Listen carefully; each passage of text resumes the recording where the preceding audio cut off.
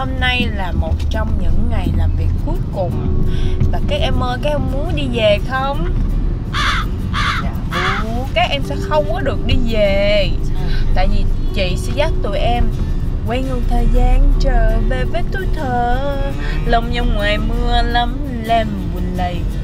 Đi đi, chúng ta sẽ đi đến một nơi rất là đặc biệt, bảo đảm các em sẽ cảm thấy vui vẻ. Chào các bạn đã đến với chợ Hoa Xuân trên bến Dưới Thuyền.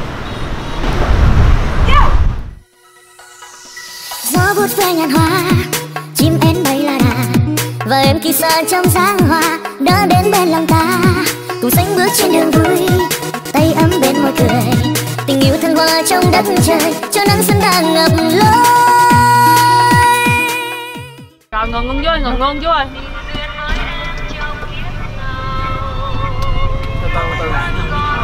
Quậy lắm. Trời ơi, mở cửa ra nó thơm dễ sợ luôn. Thơm nhiều. Wow. Bến Bình Đông. Các em ơi, chúng ta đã tới rồi. Tới đâu chị ơi? Chúng ta đã tới với một trong những nơi mang lại tuổi thơ hồi xưa của chị. Gần tới Tết là mẹ chị hay chở chị đi qua cầu Chữ Y, đi thẳng qua cầu Trà Già tới cầu này. Chúng ta đến chợ hoa Bến Bình Đông ở quận 8. Bây giờ nhìn có vẻ nó hơi sang hơn ngày xưa đó mọi người, chứ hồi xưa là ở đây là ngập dữ lắm, với lại chưa có làm lề, làm bơ, làm hàng rào đồ đó, nên là bây giờ lâu quá mới đi lại thấy nó xịn nha, hẳn luôn á. Thảo xe hiện tại bên Tú đang có mặt tại chợ hoa Bến Bình Đông. Các bạn có thể thấy ở đây người ta đang làm một cái sân khấu nhỏ để có tiết mục văn nghệ hài, thì không biết có chị Vũ Thu Hương tham gia không thì không biết nha. Ở đây có rất là nhiều hoa Tết nè, chợ hoa xuân trên bến Dưới Thuyền. Các bạn sẽ thấy dài qua bên kia là có rất là nhiều sạp bán hoa, mà thường đó là tại vì bên Tú đi ngày hôm nay nó hơi sớm, tầm gần 26, 27 Tết đó là sẽ có nhiều thuyền người ta từ ở Long An, Tiền Giang người ta lên đây người ta bán hoa. Nhưng đây á thì mình cũng muốn là mọi người ơi, nếu mà mọi người mua hoa thì mua từ sớm để mình có thể trưng Tết nè, rồi mình chụp hình tự sướng nè, cho nhà cửa nó đầy đủ màu sắc, nó sum túc, nó sum vầy, với lại tốt cho người bán hoa nữa. Chứ mà đợi tới 30 Tết mua thì rất là tội nghiệp cho người ta, đúng không? Năm nay dịch nữa nên là kinh tế rất là khó khăn, mình đã lỡ thương, lỡ chia sẻ, lỡ yêu thương thì thương cho chọn mua hoa là phải mua sớm nha. Dễ nhất là 27 Tết mua nha mọi người. Mình có cái Tết ấm no thì người bán hoa người ta cũng sẽ có cái Tết no ấm đầy đủ. Có 3 điểm: đường qua Nguyễn Huệ, Tao Đàn và tại bến Bình Đông, chợ hoa xuân trên bến Dưới Thuyền. Mọi người á, đến xem văn nghệ nhớ tuân thủ mình đeo khẩu trang, rửa tay sạch sẽ để bảo vệ cho bản thân mình cũng như là tất cả những người xung quanh. Nhớ nha, mình đi chơi nhưng mình nhớ mang khẩu trang, nhớ đừng tiếp xúc quá nhiều lên mặt mũi miệng, thậm chí là đừng nói nhiều với những người xung quanh để hạn chế lây nhiễm bệnh, và rửa tay sạch sẽ nha mọi người. Nhưng mà đa số những người lớn tuổi và những em bé thì nên ở nhà, tại vì những người đó thì cái sức đề kháng của họ yếu nha. Đây các bạn ơi, các bạn có thể thấy đây là một trong những sạp bán hoa lan hồ điệp rất là đẹp. Có để giá rất là rõ nè, 900.000, 700.000, 850. Hoa lan hồ điệp đủ màu sắc rất là xinh đẹp. Mà mọi người nhớ nha, mình mua hoa thì mình mua sớm sớm để giúp bà con nông dân, những người bán hoa. Mình không có tiền, mình ít tiền thì mình trồng mấy cái chậu 200.000 nó nhỏ nhỏ, nó baby nè, thì để chân ở trước ngõ dễ thương. Nói chung là tùy theo kinh tế của mỗi người để mình lựa ra cái sản phẩm phù hợp với túi tiền của mình nha. Ở anh ở đâu lên? Ở Bến Tre. Bến Tre hả? Là chạy lên ngày nào không chạy lên hay lên đây rồi ngủ ở đây? Lên đây ngủ đây. Ngủ trên tuần luôn? Ngủ mấy ngày? Ngủ hết từ đây từ 49 cho tới bữa 30 Tết. Từ 19 đến 30 Tết nha mọi người. Đó. Anh ở sống ở dưới Bến Tre luôn hả? Đúng rồi. Tết năm nào cũng lên bán hả? Đúng rồi. Ở dưới là mình trồng cây đồ luôn hả? Hay là ngoài ra cái này là kiếm thêm một Tết thôi? Dạ không có trồng cây cái này nữa.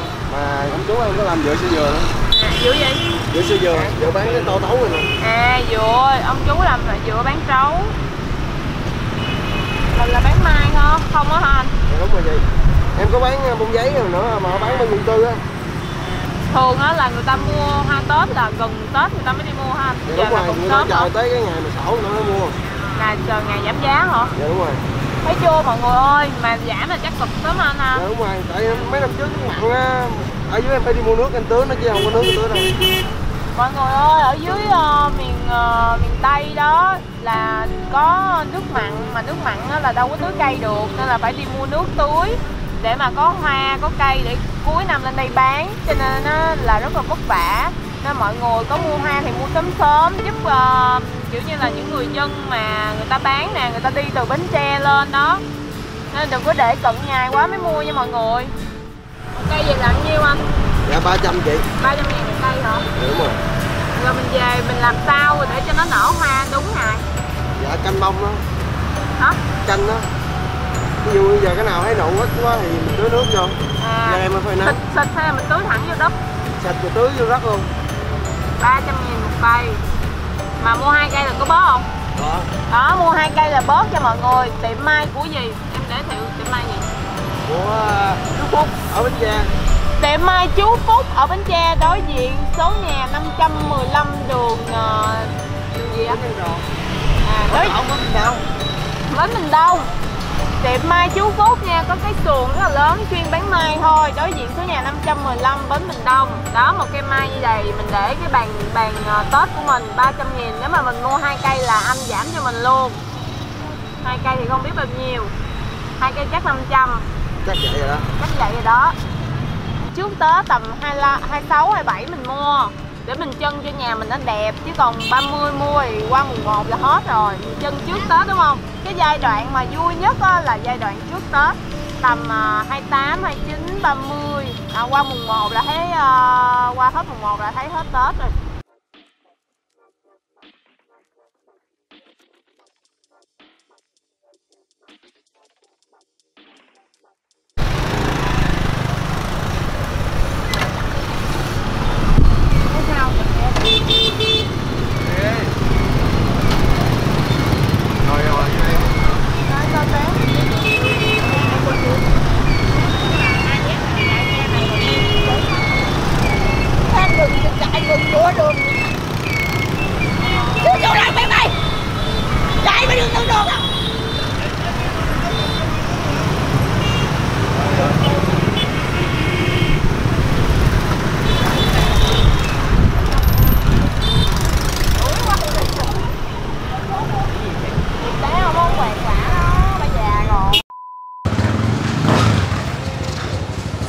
Trời ơi, sao gọi hoài không thấy hả?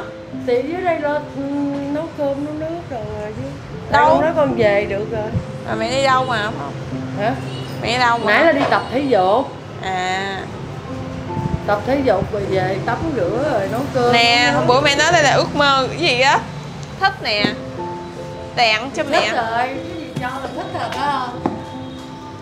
Quà, mớp, bánh. Bởi vậy em hỏi là quay rồi tại vì nó không thèm nói thôi giờ. Cái này đặc biệt nhất nè. Không, cái này là mẹ ăn lóc, má hai một lóc, ba một lóc, con hai một lóc, 4 lóc. Con hai á, tự nhiên để vô cái tủ từ bữa giờ con hai chỉ uống. Sao vậy? Thì đâu cần để tủ lạnh mà nói con hai được, để tủ lạnh được. Nhưng mà để nó chặt. Thì để con hai uống. Mai sinh nhật của chú Mỹ, cho chú Mỹ 5 cái vàng. Cái này nó mới quan trọng này chị Hoa à. Chị sẽ cảm thấy tự hào về em luôn. Ghê. Chị bình tĩnh nha. Em thông báo một cái tin nó rất là chấn động. Chị đoán ra là tin gì chưa? Không biết. Chị đoán thử đi, cái tin gì nó chấn động. Em lấy chồng á em. Em lấy chồng mà cái chuyện nó cũng bình thường thôi. Cái chuyện gì chấn động? Em nấu chè trôi nước. Vậy hả? Chè trôi nước này là nấu bởi con, chị Thanh, mấy em này nữa. Chứ mình con không có biết nấu. Mà như nấu đường vàng. Đường thốt nốt, chứ không phải đường vàng. Rồi để về hả? Rồi để cái này quan trọng hơn chị lấy chồng không anh? Quan trọng hơn chị lấy chồng. Ủa lấy chồng quan trọng hơn hả? Quan trọng hơn chứ. Quay quán nấu chơi mà đĩa. Chạng hả? Chạng. Thôi đó nó cà khịa luôn hoài. Cà khịa là sao? Cà khịa là kiểu đi chê hay la lối rồi đó. Kìa anh hai đi rồi kìa. Anh hai sợ ống kính. Đi về hả? Anh hai về hả anh hai? Ý anh Đạt về nữa kìa.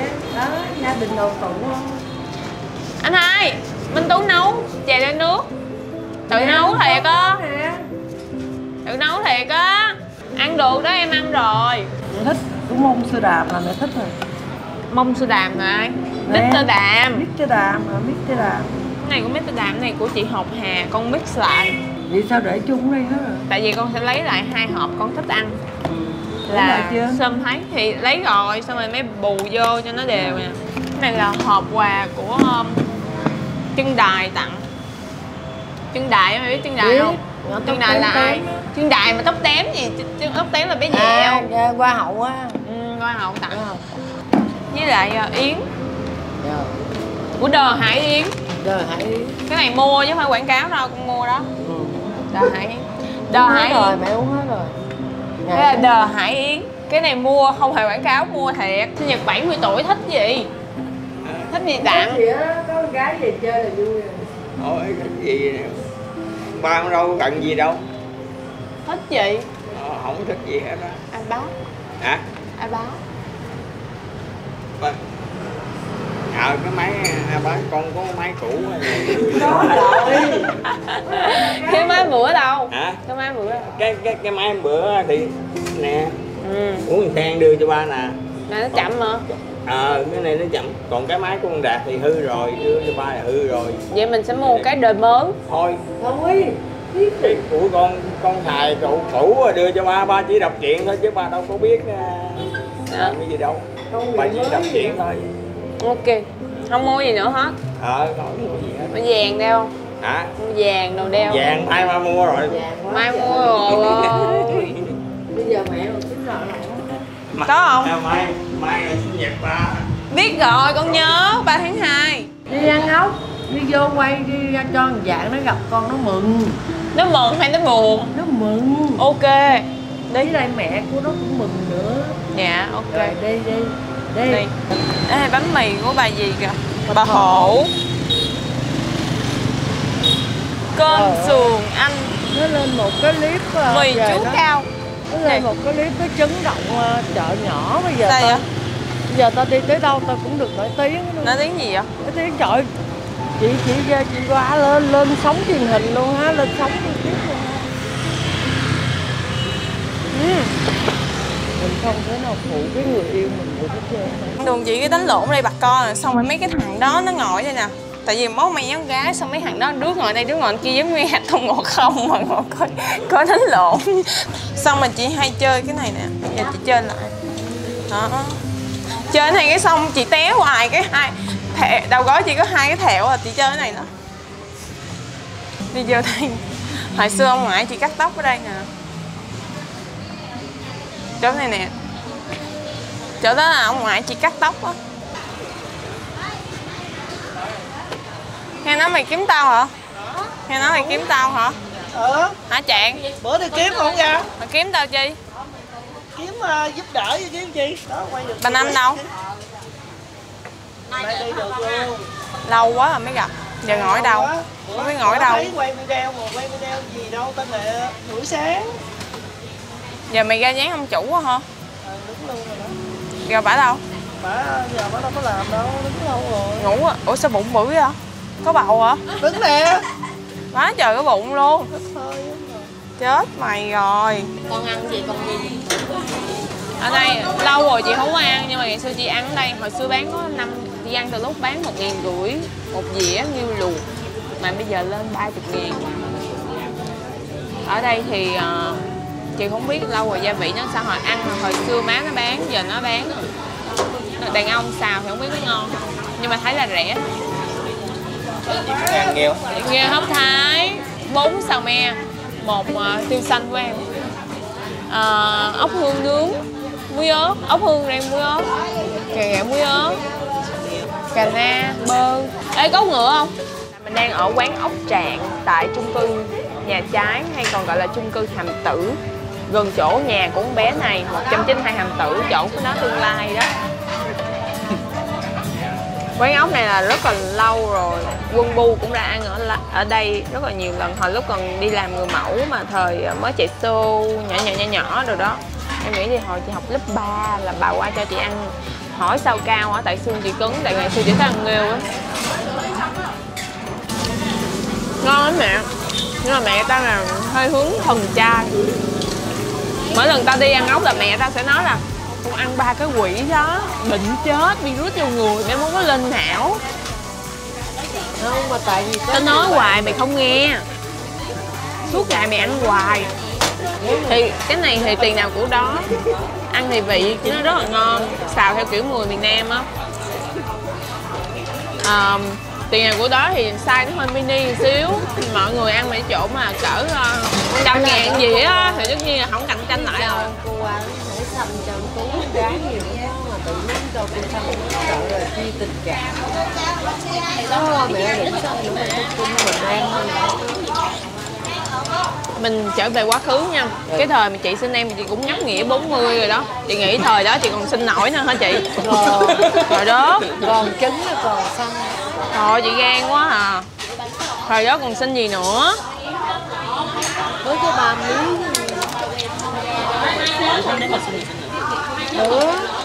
Hai chị em mình giống như hai giọt nước đúng không chị?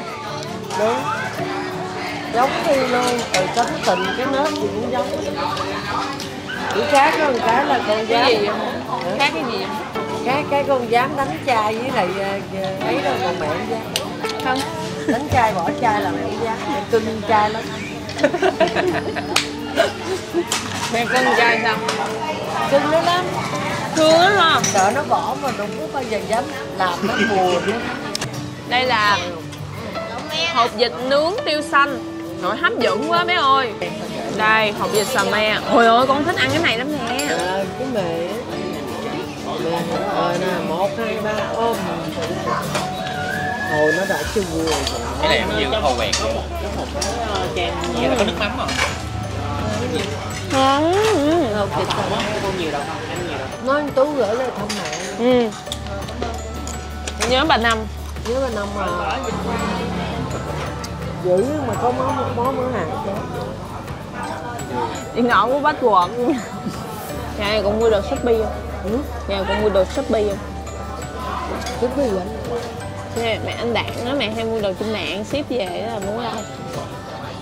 Thì có ai bán rẻ mình mua chứ đâu, Mua Shopee đâu? gì vậy đâu. Mua đâu? Nhưng bậy bạ. Facebook hả? Nhớ mẹ này. Mẹ với thằng giàu ở chung được nè. Mẹ với nó ở chung, nó đảo Shopee, mẹ đảo Facebook. Trời ơi, mẹ vừa mua một cái hả? Thằng Đạt nó tưởng mẹ mua chứ mẹ đặt giùm cho mấy bác, mấy cô ở đó, người ta già rồi. Mẹ trẻ quá. Một cái đầm có 50.000, 4 cái đầm có 200 mà tiền ship 30.000 là 230. Còn bà này là Cô chép gọi không? hả? Cô chép không? Không bao giờ có.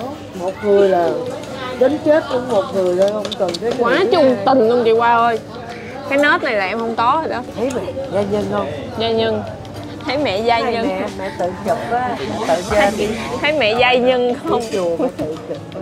Tự mẹ chụp tự sướng á, đẹp không? Sao gì Sáu nó lúc mà có bầu con mẹ đi lên núi, mẹ leo núi mẹ. Thì mẹ đi chùa đi chuyện chứ mẹ chỉ là cho mẹ con bình an thôi chứ mẹ không có biết là mẹ sẽ sanh được con gái, hiểu không? Bởi vì con là từ nhỏ tới lớn là mặc đồ con trai không, không có mặc một cái áo đầm nào á. Cái lúc mà coi á, áo đầm mà mướn mặc á, chứ không phải mà tự bà mặc đâu. Hay nghe. Mướn mặc á, Hiếp ố ô từ nhỏ. mướn mặc chụp hình. Ô. Từ nhỏ ô mình lớn lên hết ô. Ô.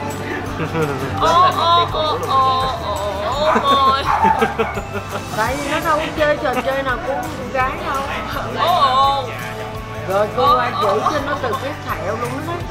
Yên tâm đi, nữa con có mặc áo đầm ở gì đó, con chỉ mặc cái quần thể thao với mang đôi dép đẹp thì con đi thôi con. Xong làm quá hậu. Bởi vậy mấy gì nó chị mà có đứa con gái mà chị để vậy mà nó thành con trai chị ủng hận nó mày đừng lo. 15 tuổi là nó ngựa giống ta rồi. Trai nó buông nó về nó đòi lấy chồng không kịp. Nói gì thôi, giống như là nói mấy gì nó nói cái bản tính là nó mà thành con trai là chị sẽ ân hận, nó nói không ân hận. Trời xanh mà, cái đó trời xanh. Thấy vậy chứ tao văn minh lắm mày ơi, tao không có khóc lóc gì đâu. Cuộc đời của con thì con phải tự chịu. Đi. Một năm mà Minh Tú không hề có sắp đặt trước, plan trước. Cái dự tính năm 2020 của Minh Tú bị thay đổi hoàn toàn. Thật sự mà để đúc kết ra một năm á, thì Minh Tú nghĩ là năm nay là một năm rất là ấn tượng. Mất mát đối với Minh Tú nó không bự bằng những cái gì mà Minh Tú nhận lại được. Cái thời gian mà mình bị kẹt ở nước ngoài á, nó giúp cho mình chiêm nghiệm ra cuộc sống rất là nhiều, giúp mình nhìn nhận ra những cái giá trị xung quanh cuộc sống của mình, như là gia đình, bạn bè, tình yêu, sự nghiệp, giúp mình sống chậm lại. Đây Minh Tú là người sống rất là thực tế, kiểu như là chỉ tập trung vào việc là kiếm tiền. 24 tiếng là dành hầu như 70% là vào làm việc. Và khi kiếm tiền mà làm việc hoài như vậy á, đôi lúc Minh Tú sẽ bị rơi vào một cái trạng thái gọi là trầm cảm. Đôi lúc hỏi bản thân mình là có tại sao mình không thấy vui và thực sự mình có hạnh phúc với những cái gì mình làm hay không. Thì đến cái giai đoạn mà mình kẹt ở Bali á, thì là cái giai đoạn mà Tú ngồi lại và suy nghĩ và sống chậm lại để hiểu rõ được á, là cái giá trị hạnh phúc mà mình đang tìm kiếm là cái gì. Ba mẹ mình có thật sự cần nhiều tiền như vậy không? Câu trả lời là không. Ba mẹ mình không cần nhiều tiền. Ba mẹ mình cần nhất là cái thời gian mình sẽ ở bên họ. Nhưng mà bởi vì mình đi làm việc nhiều quá, mình không có thời gian nhiều ở bên họ. Và khi cái năm nay mình nhìn lại á, thì mình thấy ba mẹ mình già đi rất là nhiều. Năm nay ba mình cũng 70 tuổi rồi, mình cũng không biết là cái thời gian mà mình có thể ở bên ba mình bao lâu nữa. Nói chung là nhiều thứ mình chiêm nghiệm ra và trước đây mình quên mất rằng là trong cuộc sống mình có nhiều thứ nó quan trọng hơn là chỉ biết kiếm tiền hoặc là tập trung vào công việc quá nhiều. Tập trung vào công việc là đúng, nhưng mà có những cái mình phải biết cân bằng và dành thời gian cho gia đình mình, cũng như là những người bạn bè xung quanh họ đã hết mình và họ luôn yêu thương mình như thế nào. Minh Tú là một người mà mình nghĩ rằng là mình trong cuộc sống mình rất là may mắn, bởi vì mình luôn nhận được tình yêu thương của rất là nhiều người. Kể cả việc gia đình mình luôn là một cái nguồn năng lượng tích cực, luôn mong muốn những điều tốt đẹp đến với mình. Họ chưa bao giờ đòi hỏi mình một cái gì mà quá sức hết, hoặc cũng chưa bao giờ đặt mình vô một cái thế áp lực. Khi cái khoảng thời gian mình kẹt ở Bali thì mình bắt đầu hiểu ra hơn giá trị gia đình. Mình hiểu ra hơn là ba mẹ mình, anh chị mình cần cái tình cảm và cần cái thời gian mình ở bên cạnh họ nhiều hơn, chứ không phải là sinh nhật sẽ tặng họ cái gì, mỗi tháng sẽ gửi bao nhiêu tiền hoặc là mua cái này mua cái kia. Cái mà họ cần nhất là nhìn thấy mình, ôm mình, nghe được tiếng nói của mình mỗi ngày, được ăn cơm chung với mình, được nghe mình tâm sự về những thứ trong cuộc sống mà đôi lúc là mình đã quên mất đi cái điều đó. Phải nói là cái clip này thì Minh Tú chỉ muốn gửi lời cảm ơn thôi. Mình muốn cảm ơn đến Tổ quốc, vì nhờ có Tổ quốc mà mình có thể về với gia đình của mình có chuyến bay để mình về Việt Nam. Mình cũng muốn cảm ơn đến tất cả các cán bộ, công viên chức, bác sĩ, y tá, những anh quân nhân đã trong tuyến đầu chống dịch để giúp đỡ tất cả các bà con, cũng như là mình 2 tuần cách ly ở Trà Vinh. Đó là một cái khoảng thời gian rất là tuyệt vời. Mình muốn cảm ơn tất cả các khán giả đã luôn yêu thương mình, bởi vì khi mà cái thời gian mình kẹt ở Bali và mình thành lập cái kênh YouTube này, mình đọc những cái bình luận và những cái sự động viên của tất cả mọi người, đó là cái điều rất là quan trọng khi mà mình ở một mình. Những cái điều đó khiến cho mình cảm thấy yêu đời hơn, nhìn mọi thứ nó lạc quan hơn, nó tích cực hơn, và mình cảm thấy là mình rất là may mắn vì lúc nào cũng được nhận rất là nhiều từ những người xung quanh. Tiếp theo là mình muốn cảm ơn ba mẹ mình và 2 anh của mình, những người mà cho dù mình có làm gì sai đi chăng nữa, hoặc là lúc mà mình xấu nhất, hoặc là lúc mà mình tệ nhất, hoặc là lúc mà mình thất bại nhất, thì họ luôn ở đó và luôn luôn động viên mình và mong muốn điều to lớn nhất trong cuộc sống này là mong muốn mình hạnh phúc. ngày xưa khi còn nhỏ mình luôn mong muốn là mình thành công, mình nổi tiếng, mình giàu có. Nhưng bây giờ cái điều mong muốn nhất của mình là mình chỉ muốn gia đình mình bình an, có thể ở bên mình càng lâu càng tốt. Đó là điều mà mình mong muốn nhiều nhất. Mình là một người rất là hay nóng tính, rất là hay sồn, nhưng mà thật sự mà nói thì mình có được một ekip, một team mà các bạn rất là thương mình. Các bạn chịu đựng mình rất là nhiều. Những lúc mình hay lớn tiếng, mình hay áp lực các bạn, mình đòi hỏi các bạn rất là nhiều thứ mà đôi khi mình biết là nó nằm ngoài khả năng của các bạn. Nhưng nhân đây thì mình cũng muốn gửi lời cảm ơn đến tất cả các bạn ở trong team của Minh Tú, những bạn đã hỗ trợ cho Minh Tú trong suốt năm 2020, và hy vọng là trong tương lai chúng ta sẽ cùng với nhau. Cho dù sau này chúng ta không làm việc chung với nhau nữa, chúng ta vẫn là những người bạn để có thể gặp gỡ nhau, chào nhau và ở bên nhau càng lâu càng tốt. Và cảm ơn tất cả các bạn khán giả đã luôn theo dõi cũng như là động viên Minh Tú. Nên là các bạn ơi, nếu mà các bạn có nhiều thời gian thì hãy dành cho gia đình mình hơn và những người thương yêu mình. Tại vì có những thứ trong cuộc sống này chúng ta mất đi rồi, chúng ta sẽ rất khó để tìm lại được. Chúc các bạn một năm mới nhiều sức khỏe, vui vẻ và luôn tươi cười, và suy nghĩ mọi thứ trong cuộc sống của chúng ta tích cực hơn nhé. Tết này chị xin cảm ơn, bye bye và hẹn gặp lại.